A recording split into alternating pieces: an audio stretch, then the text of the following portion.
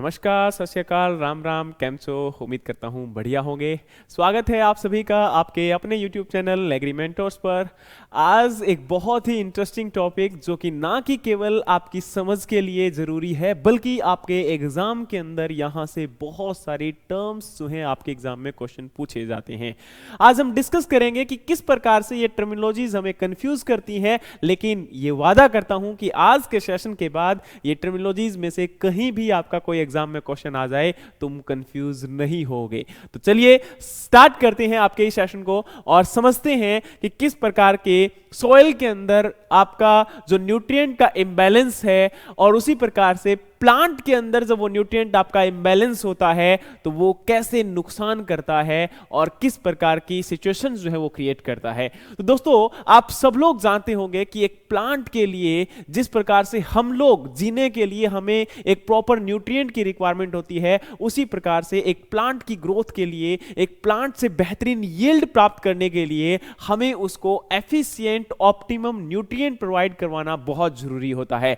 आप लोग जानते होंगे कि जैसे ही न्यूट्रिएंट की कोई टॉक्सिसिटी आती है, यानी कि कोई भी चीज जब होती है ना, देखो एक चीज को समझने की कोशिश करो, जब भी कोई चीज अति होती है, चाहे वो डेफिशिएंट की फॉर्म में हो चाहे वो आपका लग्जरी की फॉर्म में हो, दोनों ही नुकसान करती हैं। यानी कि कहने का मतलब है कि प्लांट के अंदर अगर न्यूट्रिएंट एक्स्ट्रा हो जाएंगे तो भी नुकसान है और अगर उनका डेफिशिएंसी होगा तो भी नुकसान है। तो अगर हम बात करें तो सॉइल की एक प्रॉपर्टी होती है जिसके द्वारा वो न्यूट्रिएंट अवेलेबल करवाता है आपके प्लांट को। तो ये जो सॉइल की प्रॉपर्टी है इसको हम लोग बोलते हैं कि इनहेरेंट कैपेसिटी ऑफ सॉइल। क्या बोला जाता है? ये आपका इनहेरेंट कैपेसिटी ऑफ सॉइल, जो कि आपका प्लांट के लिए न्यूट्रिएंट अवेलेबल करवाता है एक एडिक्वेट अमाउंट के अंदर, एक सूटेबल प्रोपोर्शन के अंदर, ताकि प्लांट आपका ऑप्टिमम ग्रोथ और डेवलपमेंट को मेंटेन कर सके। या यूं कह सकते हो कि ये आपका न्यूट्रिएंट आपका स्टेटस होता है सॉइल का, जिससे हमारी क्रॉप की ग्रोथ जो है या यील्ड है वो डिटरमाइन की जा सकती है। लेकिन दोस्तों एक बात यहां पर आपको समझनी पड़ेगी कि जब हमारा प्लांट ग्रो करता है तो उस केस में हमारे प्लांट के लिए केवल एक फैक्टर रिस्पॉन्सिबल नहीं होता, बहुत सारे फैक्टर रिस्पॉन्सिबल होते हैं। तो यहां अगर हम बात करेंगे तो प्लांट के लिए ये सारे फैक्टर एक प्रकार से सॉइल के अंदर उस कैपेसिटी को डिनोट करते हैं जिसके द्वारा एक प्लांट आपका बेहतरीन यील्ड प्रोवाइड कर सके। लेकिन आपको यह समझना पड़ेगा कि प्लांट की यील्ड जो है बहुत सारे फैक्टर्स पर डिपेंडेंट है। उनमें से न्यूट्रिएंट यानी कि सॉइल की फर्टिलिटी भी एक इंपॉर्टेंट फैक्टर होता है और उसके साथ साथ में प्लांट के लिए आपके एनवायरमेंटल फैक्टर में एक आपका एरियल फैक्टर है और एक आपका सॉइल एनवायरमेंटल फैक्टर है, यानी कि एडेफिक फैक्टर्स हैं। तो यहां पर ये एडेफिक फैक्टर्स, इसके अलावा आपका paste, disease, genetic potential of crop या फिर जो ह्यूमन मैनेजमेंट प्रैक्टिसेस जो अडॉप्ट की जाती है, ये सब डिसाइड करता है कि प्लांट का कितना बेहतरीन प्रोडक्शन होगा या प्लांट कितनी बेहतरीन यील्ड आपको प्रोवाइड करवाएगा। तो यहां पर अगर हम बात करें तो सॉइल प्रोडक्टिविटी ओवरऑल एक बहुत बड़ा टर्म है जिसके अंदर सॉइल फर्टिलिटी कंप्राइज होती है। लेकिन यह नहीं है कि अगर सॉइल फर्टाइल है तो वो प्रोडक्टिव होगी, लेकिन हां यह कंपलसरी है कि सॉइल अगर प्रोडक्टिव है तो वो सॉइल आपकी फर्टाइल होगी, क्योंकि सॉइल प्रोडक्टिव का मतलब है कि पर यूनिट आपका मास कितना डेवलपमेंट कर पाएगा, कितना वो प्रोडक्शन कर पाएगा, उसको डिनोट किया जाता है यहां पर प्रोडक्टिविटी के द्वारा। तो यूं कह सकते हो total quantity of nutrient is not only being sufficient but they should also be present in easily available form and in the balanced proportion. Over and above fertility there are other factors deciding the productivity। मतलब कि soil में nutrient का होना ही जरूरी नहीं है बल्कि उसका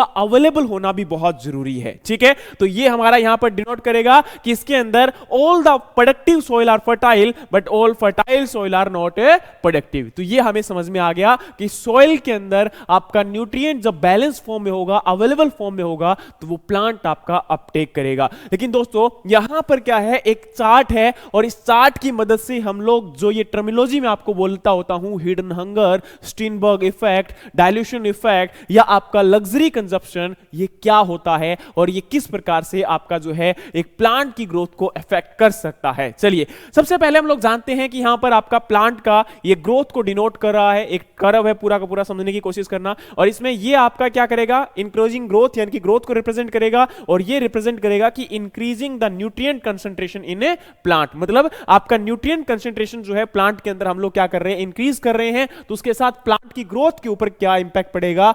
या फिर यूं कह सकते हो कि अगर हम प्लांट की ग्रोथ को देखें तो उसके साथ न्यूट्रिएंट का क्या रिलेशनशिप यहां पर देखने को मिलेगा। तो दोस्तों क्या होता है कि जब हम बात करते हैं प्लांट के लिए इनिशियली, तो उस केस के अंदर आप लोग जानते होंगे कि एक लिमिट जो हमारा क्रिटिकल लेवल होता है, उससे जब तक डेफिशिएंसी होगी, उससे कम अगर न्यूट्रिएंट आपके प्लांट में प्रेजेंट होगा तो प्लांट आपका डेफिशिएंसी शो करेगा। तो यहां पर ये जो सिम्टम है, यहां तक इस कंडीशन में प्लांट क्या करता है, विजुअल सिम्टम, जैसे हम लोग बोलते हैं ना कि नाइट्रोजन की डेफिशिएंसी में प्लांट के अंदर एक पीलापन आना स्टार्ट हो जाता है, या फिर अगर हम बात करें तो आपकी आयरन की डेफिशिएंसी के अंदर नए पत्तियों के अंदर आपका इंटरवेनल क्लोरोसिस होना स्टार्ट हो जाता है, तो वो हमारी डेफिशिएंसी को शो करता है। ये बिल्कुल एक आइडेंटिटिकल आपकी डेफिशिएंसी होती है और उसको हम पहचान कर और उसको क्या किया जा सकता है, दुरुस्त किया जा सकता है।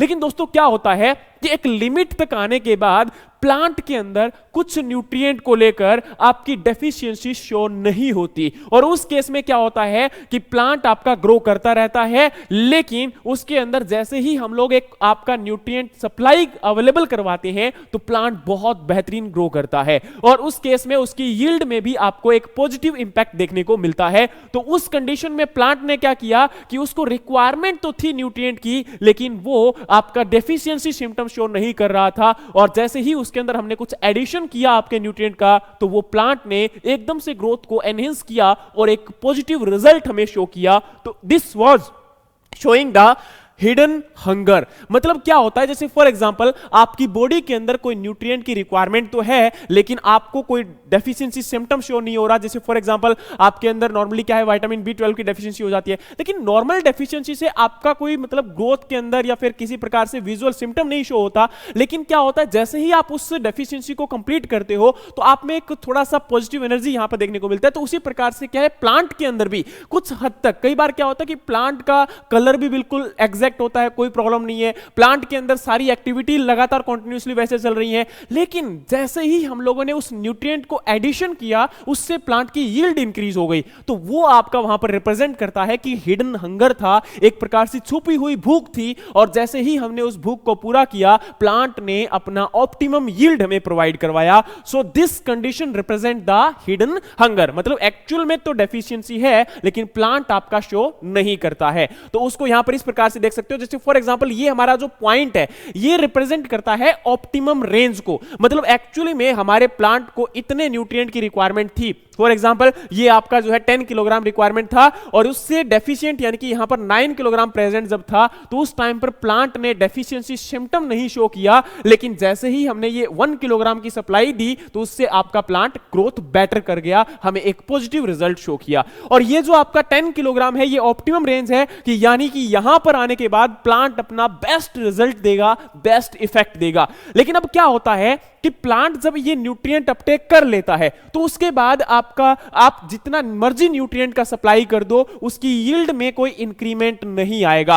अब आप लोग, मैंने पहले भी आपको बताया कि अति हमेशा क्या है, आपका नुकसान करती है, चाहे वो डेफिशिएंसी हो चाहे वो आपका एक लग्जरी कंडीशन हो। तो वही बात यहां पर भी है कि देखो क्या होता है कि जैसे ही आप 10 किलोग्राम से ऊपर उसके अंदर सप्लाई कर देते हो, है ना, मान के चलिए कि एक प्लांट की 10 किलोग्राम की न्यूट्रिएंट की सप्लाई है, हमने उसमें इंक्रीमेंट कर दिया, और जैसे ही आपने इंक्रीमेंट किया उस कंडीशन में क्या हुआ, प्लांट ने उसको अपटेक तो कर लिया, लेकिन अब यहां पर उस न्यूट्रिएंट की रिक्वायरमेंट नहीं है, उसकी और यील्ड को इंक्रीज आप नहीं कर पाओगे। तो यहां पर क्या होता है कि जब आप पर्टिकुलरली न्यूट्रिएंट की सप्लाई करते रहते हो तो प्लांट कोई भी आपका वहां पर टॉक्सिसिटी सिम्टम शो नहीं करता, प्लांट किसी प्रकार की नेगेटिविटी शो नहीं करता, और हमारा यहां पर लगता है कि हमने उसके अंदर न्यूट्रिएंट ऐड ऑन कर दिया है, है, लेकिन प्लांट आपका वैसे का वैसा ही रहेगा। लेकिन कुछ टाइम के बाद जैसे ही आप लोगों ने उसकी एक्सेस सप्लाई की, फॉर एग्जांपल ये आपने 10 से लेके आपने 15 कर दिया,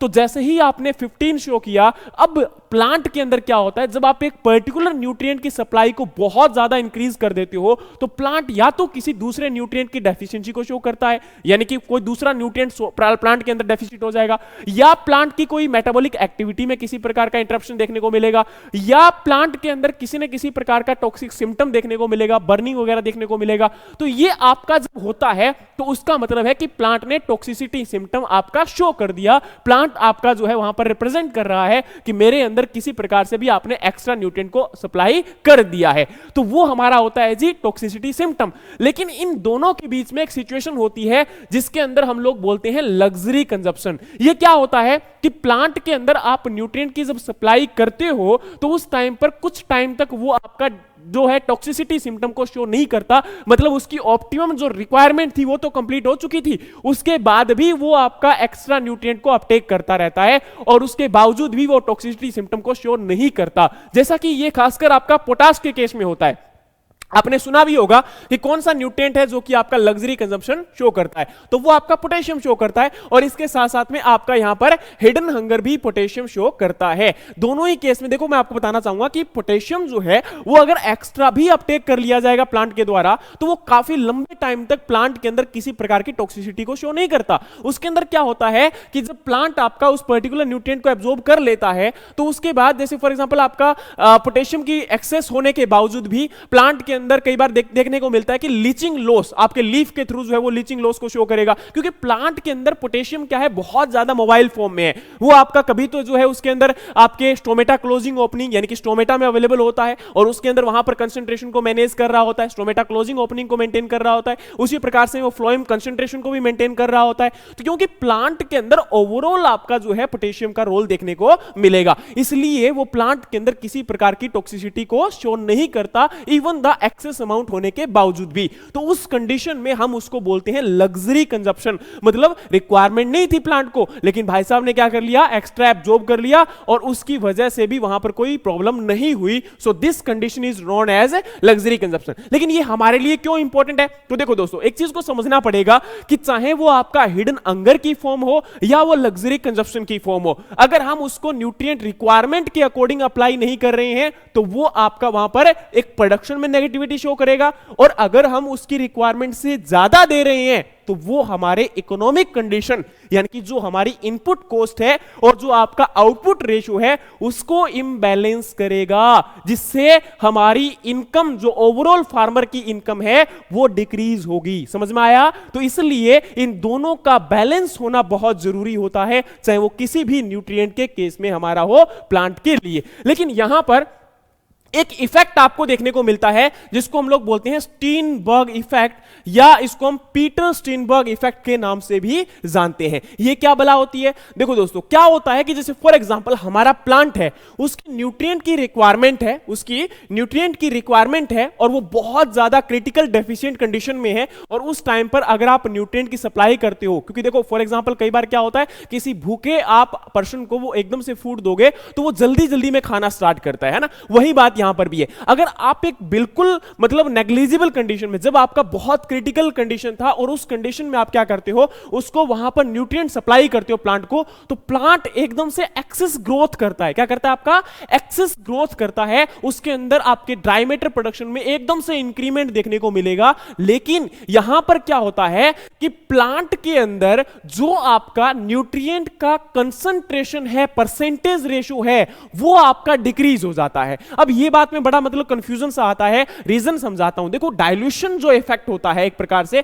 देखो यहां पर स्टीनबर्ग इफेक्ट या डाइल्यूशन इफेक्ट एक ही बात है, इसमें कोई फर्क नहीं पड़ेगा। आपको समझाता हूं। जैसे फॉर एग्जांपल हमारे पास क्या है, एक प्लांट है और उस प्लांट के अंदर क्या था, पहले जब हमने इसको आपका 10 ग्राम नाइट्रोजन प्रोवाइड करवाया तो उससे आपका प्लांट जो था उसके अंदर था अप्रोक्सीमेटली 100 ग्राम वेट। ठीक है, प्लांट का वेट कितना था 100 ग्राम वेट। लेकिन अभी हमने क्या किया जी, इसको आपका न्यूट्रिएंट सप्लाई कर दिया, और ये न्यूट्रिएंट सप्लाई कितना कर दिया जी आपका, अप्रोक्सीमेटली हमने क्या कर दिया जी, इसमें 20 ग्राम आपका सप्लाई कर दिया। और प्लांट की जो एक्सेस ग्रोथ हुई, और वो ग्रोथ हुई जी कितनी आपकी 1000 ग्राम। अब देखो यहां पर जब हम आपका प्लांट का ड्राई मैटर था 100 ग्राम, तो उस केस में आपका यहां पर नाइट्रोजन परसेंटेज कितना था जी, उसमें 10% था। अगर हम 100 के रिस्पेक्ट में बात करें तो कितना परसेंट है, ये 10% है। लेकिन जैसे ही प्लांट के अंदर ग्रोथ हुई, इसने आपका ड्राई मैटर प्रोडक्शन किया कितना 1000 ग्राम। लेकिन अब यहां पर अगर हम बात करें तो ये आपका इसके अंदर नाइट्रोजन कंसेंट्रेशन कितनी है 20 ग्राम। अब जरा देखो कि 20 ग्राम आपके 1000 के रिस्पेक्ट में कितना आता है, तो आपको पता चलेगा कि ये हमारा कितना है 2% अप्रोक्सीमेटली। तो सोच के देखो कि आपका ओवरऑल, वैसे यहां पर क्या था, अमाउंट तो आपकी इंक्रीज हुई है, मतलब हमने पहले तो 10 ग्राम देखा था प्लांट में, लेकिन अभी कितना हो गया 20 ग्राम हो गया।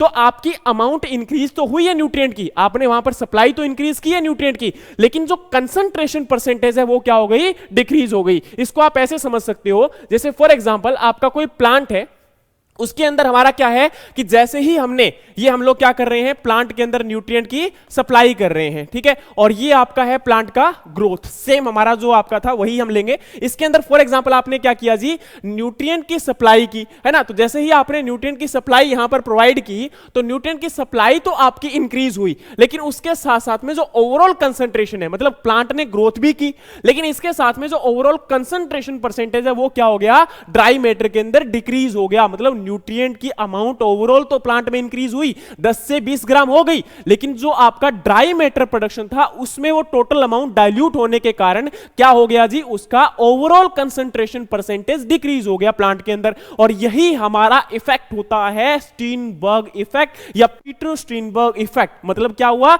इसमें न्यूट्रिएंट के डाइल्यूट होने के कारण कंसंट्रेशन में क्या आ गई, आपकी कमी आ गई। प्लांट के अंदर की ही बात की जा रही है, और उसको हम लोग क्या बोलते हैं, आपका स्टीनबर्ग या आपका डाइल्यूशन इफेक्ट। और यहां पर अगर हम बात करें तो बहुत सारी आपकी यहां पर टर्मिनोलॉजी को लिखा हुआ है। जैसे हिडन हंगर की बात करें तो मैंने क्या बोला, hidden hunger refers to a situation in which crop need more of a given nutrient yet has shown not deficiency symptom. मतलब प्लांट के अंदर भी न्यूट्रिएंट की रिक्वायरमेंट है, जिसको अभी उसने डेफिशिएंसी सिम्टम की फॉर्म में शो नहीं किया है। तो ये आप लोग यहां पर देख सकते हैं, मैंने अभी आपको चार्ट के माध्यम से बताया था, तो वो आपका यहां पर क्या करेगा जी, हिडन हंगर शो करेगा। नेक्स्ट हम बात करें तो प्लांट के अंदर लग्जरी कंजप्शन। लग्जरी कंजप्शन मैंने क्या बताया था कि प्लांट के अंदर क्या है, it is the tendency of some crop to absorb and accumulate nutrient far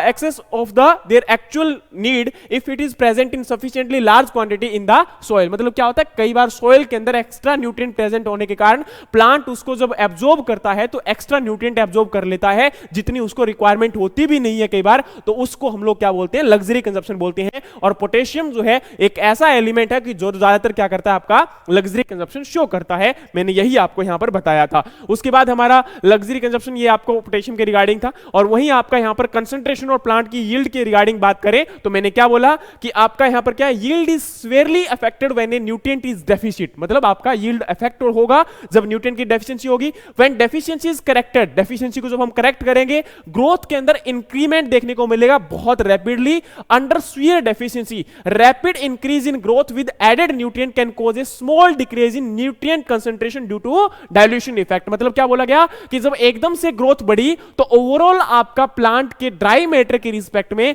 आपके न्यूट्रिएंट की कंसंट्रेशन डाइल्यूशन इफेक्ट की वजह से क्या हो गई, डिक्रीज हो गई। और यही हमारा क्या था जी, स्टीनबर्ग इफेक्ट। यानी कि क्या है, एक रिलेशनशिप है आपका स्टीनबर्ग इफेक्ट किसके बीच में, प्लांट की यील्ड और प्लांट की न्यूट्रिएंट कंसंट्रेशन के बीच में। Some time found to be negative, a phenomena called as the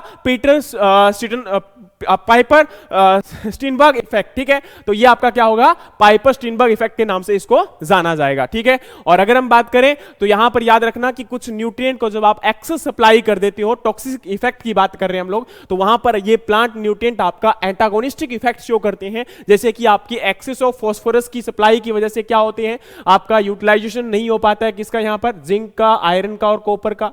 अगर यहां पर आपके एक्सेस आयरन हो जाएगा प्लांट के अंदर तो वो आपका जिंक और मैग्नीज के यूटिलाइजेशन को इफेक्ट करेगा। उसी प्रकार से अगर जिंक, मैग्नीज और कॉपर आपका इफेक्ट हो गया, इंक्रीज हो गया, तो वो आयरन की डेफिशिएंसी शो करेगा क्रॉप के अंदर। और अगर एक्सेस सल्फर या कॉपर चला गया तो वो आपका मोलिब्डेनम डेफिशिएंसी कोज करेगा। और अगर लाइम एक्सेस में है तो वो आपका यहां पर ऑल माइक्रोन्यूट्रिएंट की डेफिशिएंसी कोज करेगा। आप लोगों को पता होगा जब यहां पर एक पीएच इंक्रीज होता है तो उस केस के अंदर माइक्रोन्यूट्रिएंट ज्यादातर क्या होते हैं, डेफिसिट होते हैं। और याद रखना माइक्रोन्यूट्रिएंट आपका यहां पर बहुत ज्यादा एक प्रकार से उनके अंदर जो आपका लग्जरी कंजप्शन है वो देखने को नहीं मिलता और ना ही हिडन हंगर देखने को मिलता, क्योंकि माइक्रोन्यूट्रिएंट बहुत जल्दी डेफिशिएंसी शो करते हैं और माइक्रोन्यूट्रिएंट बहुत जल्दी ही आपका लग्जरी कंजप्शन नहीं शो करते लेकिन आपका टॉक्सिक इफेक्ट शो करते हैं। ठीक है, याद रखना। अगर हम बात करें तो नेक्स्ट आपका यहां पर आपका है अगला पार्ट जिसके अंदर हम लोग बोलते हैं कि भाई आपका प्लांट के अंदर कैल्शियम एक्सेस हो गया तो फास्फोरस डेफिशिएंसी शो करेगा, और प्लांट के अंदर कैल्शियम और मैग्नीशियम आपका